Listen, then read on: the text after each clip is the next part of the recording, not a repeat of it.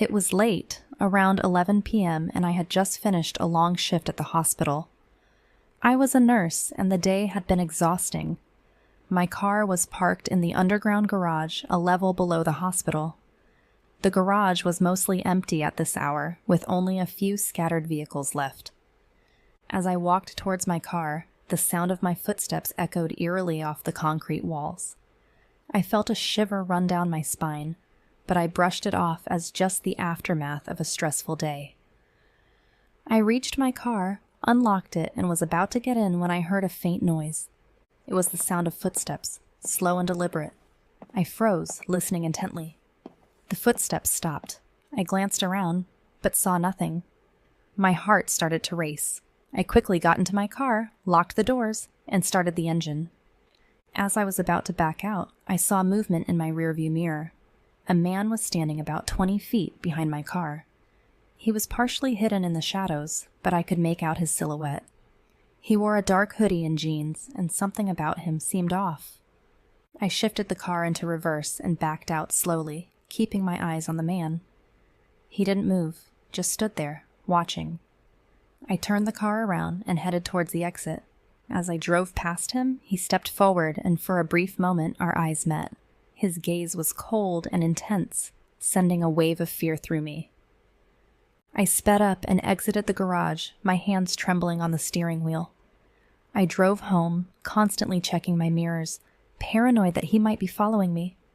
When I finally arrived, I quickly went inside and locked all the doors. I tried to shake off the feeling of unease, but it lingered. The next day, I reported the incident to the hospital security. They assured me they would review the security footage and increase patrols in the garage. I hoped that would be the end of it. A few days later, I was leaving work again, this time a bit earlier. I felt a bit more at ease, thinking the increased security would keep any trouble at bay. As I walked to my car, I glanced around, but the garage seemed normal. I reached my car and got in, but as I started the engine, my phone buzzed with a notification. It was a text from an unknown number. The message read, "Saw you leave. Nice car." My blood ran cold. I looked around but saw no one. I quickly drove out of the garage and went straight to the police station. I showed them the message and explained what had happened. They took it seriously and advised me to be cautious. That night, I couldn't sleep. Every sound made me jump, and I kept checking my phone for more messages. None came, but the fear lingered. The following week, I noticed a car parked near my house that I hadn't seen before. It was a dark sedan with tinted windows. It stayed there for hours, and then it was gone. This happened a few times, always the same car, always just parked, never doing anything. I reported it to the police again, but they couldn't do much without concrete evidence. They suggested I change my routine and be vigilant. One evening, after a particularly long shift, I decided to take a different route home. As I drove through a quiet neighborhood, I noticed the same dark sedan in my rearview mirror. It was following me, maintaining a steady distance. Panic set in. I drove to the nearest police station instead of going home. As I pulled into the parking lot, the sedan sped off. I ran inside and told the officers what had happened. They assured me they would keep an eye on my neighborhood and advised me to stay with a friend for a while. I took their advice and stayed with a close friend for a few days. The car didn't appear again, and I eventually moved to a different part of town, hoping to leave the fear behind. To this day, I don't know who that man was or what he wanted. The experience left me wary and constantly looking over my shoulder.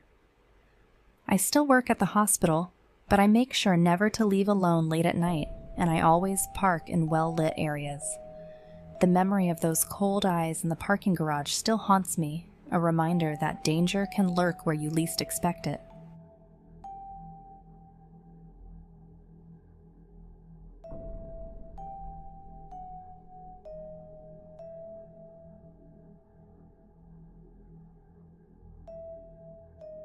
It was the summer of my junior year in college. I had decided to stay on campus to take a few extra courses and work part-time at the local coffee shop. It was a quiet town, and most of the students had gone home for the break. I enjoyed the peace and the slower pace. One evening, I was closing up the coffee shop by myself. It was around 10 p.m. and the streets were deserted. As I locked the door and started my walk back to my apartment, I noticed a man standing across the street. He seemed out of place, just standing there, staring at me. I ignored it, thinking he might be waiting for someone. The next night, I saw him again. This time, he was closer, leaning against a lamppost near the coffee shop. I felt a twinge of unease, but convinced myself it was just a coincidence. After all, it was a public street. But then it became a pattern. Every night, as I closed up and walked home, he was there. Sometimes he was across the street. Other times he was a block behind me. He never approached, never said anything, just watched. I started to feel paranoid, constantly looking over my shoulder. I mentioned it to my roommate, Sarah, who insisted I call the campus security.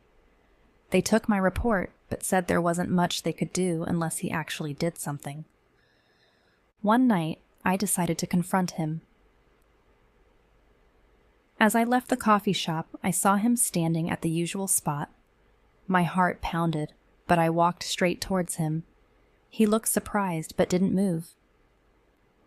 "Why are you following me?" I demanded, trying to sound braver than I felt. He just stared at me with cold, unblinking eyes, then turned and walked away without a word. I stood there, feeling a mix of relief and lingering fear. What the hell? For a few days, I didn't see him, and I started to think it was over. But then, one night, I was walking home from a friend's place when I noticed a car trailing slowly behind me. My stomach dropped. It was him. I picked up my pace, trying to stay in well-lit areas. The car continued to follow, maintaining a slow, steady speed. I reached my apartment building and quickly entered the code to get in. As the door closed behind me, I saw the car stop at the end of the block. I called the police, my hands shaking as I explained what had been happening. They arrived quickly but found no sign of the car or the man. They advised me to be cautious and assured me they would patrol the area more frequently. For the next week, I didn't see him, and I started to relax a little. But the following Saturday, I was out with friends at a local bar. We were having a good time, and I almost forgot about my stalker. Until I saw him, sitting at the bar, watching me. Panic set in, and I told my friends. We decided to leave together, hoping to lose him in the crowd.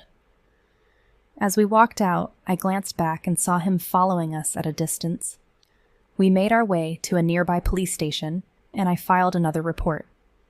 The officers took it seriously this time. They escorted me home and promised to keep an eye out for him. They also suggested I change my routine and avoid walking alone at night. I followed their advice, but the fear remained. I felt like I was constantly being watched, my grades suffered, and I found it hard to focus on anything. One evening, Sarah and I were watching a movie in our apartment when we heard a noise outside the window. We lived on the second floor, and there was a fire escape leading up to our balcony. We both froze, listening. The noise came again, the sound of someone climbing. Sarah grabbed her phone and dialed 911 while I went to the window. I peeked through the blinds and saw him halfway up the fire escape staring directly at me. His eyes were filled with an intensity that made my blood run cold. The police arrived quickly, but he was already gone. They searched the area, but found no trace of him. That night, I stayed with Sarah's family, too scared to be alone. The police increased their patrols around our building, and I changed my work schedule. For a while, things were quiet. I didn't see him, and I started to hope he had given up. Then, one morning, I found a note slipped under our door. It was a single sheet of paper with a message written in neat block letters. "I'm always watching." That was the final straw.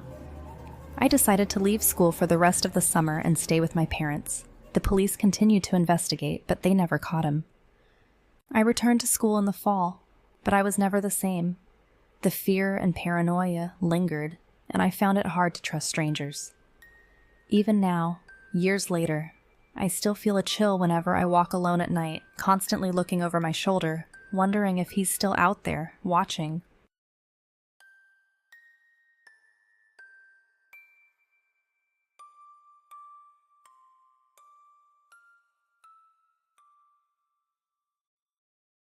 It all began during my sophomore year of college. I lived in a small town, the kind where everyone knew everyone. My classes were going well, and I had a solid group of friends. Life was good, but things started to change when I noticed a pattern. It started with small gifts left at my door. At first, it was just a single rose, then chocolates, and eventually, handwritten notes. The notes were sweet, flattering, and always signed by your secret admirer. I thought it was cute and harmless. My friends joked about it, trying to guess who it could be. One evening, after a late-night study session, I returned to my apartment to find another note. This one was different. It was longer, more personal. It mentioned details about my day that no one should know. I saw you at the library today, studying so hard. You look beautiful when you're focused. It was unsettling. I hadn't told anyone I was going to the library that day. I tried to ignore it, telling myself it was just someone playing a prank. But the notes kept coming in. Each one more became detailed than the last. They mentioned what I wore, who I talked to, even what I ate for lunch. I started to feel uneasy. How did they know so much about me? One night, I was out with friends, trying to forget about the notes. We were at a small cafe, laughing and having a good time. As I looked around, my eyes met with a man sitting alone at a table in the corner. He was staring at me, not breaking eye contact. I felt so uncomfortable that I looked away quickly, but when I glanced back, he was still watching me. At this point, I decided to leave early. When I got home, there was another note waiting for me. You looked beautiful tonight. Red is definitely your color. My heart pounded. I had worn a red dress to the cafe. The next few days, I couldn't shake the feeling of being watched. I saw the same man everywhere, outside my apartment, near my classes, even at the grocery store. I told my friends about it, and they suggested I go to the police. I hesitated, not wanting to make a big deal out of nothing. But then things got escalated. One evening, I returned home to find my door slightly open. There was no way because I was certain I had locked it. I pushed it open slowly, my heart racing. Inside, everything seemed normal, except for a single note on my kitchen table. I've been inside. You have great taste in books. My blood ran cold. Someone had been in my apartment. I called the police. They came, took my statement, and checked for any signs of forced entry. Surprisingly, there were none. They advised me to change my locks and to double-check my surroundings before I went inside. I did everything they suggested, but the feeling of unease never left. As time went by, the notes stopped for a while, and I started to feel a bit more at ease. But then, one night, I woke up to the sound of someone tapping on my window. I forgot to mention that I lived on the second floor. I grabbed my phone and a baseball bat, creeping towards the window. The tapping continued, slow and deliberate. I took a deep breath and pulled back the curtain. There he was, the man from the cafe, standing on the fire escape. He smiled at me, and it wasn't any kind of smile you could think of. It was sort of a twisted, unsettling smile. I screamed and backed away, dialing 911. He didn't move. He just kept smiling and watching me. The police arrived quickly, but by the time they got there, he was gone. They searched the area but found nothing. I gave them a description, but I could tell they didn't think they'd catch him. I decided to move out of town, transferring to a different college. The notes and the man's presence had shattered my sense of safety. Even after moving, I couldn't shake the fear. I installed extra locks, security cameras, and always checked my surroundings. Months went by without incident, and I started to feel a bit safer. But the memory of that man, his smile, his notes, still haunts me.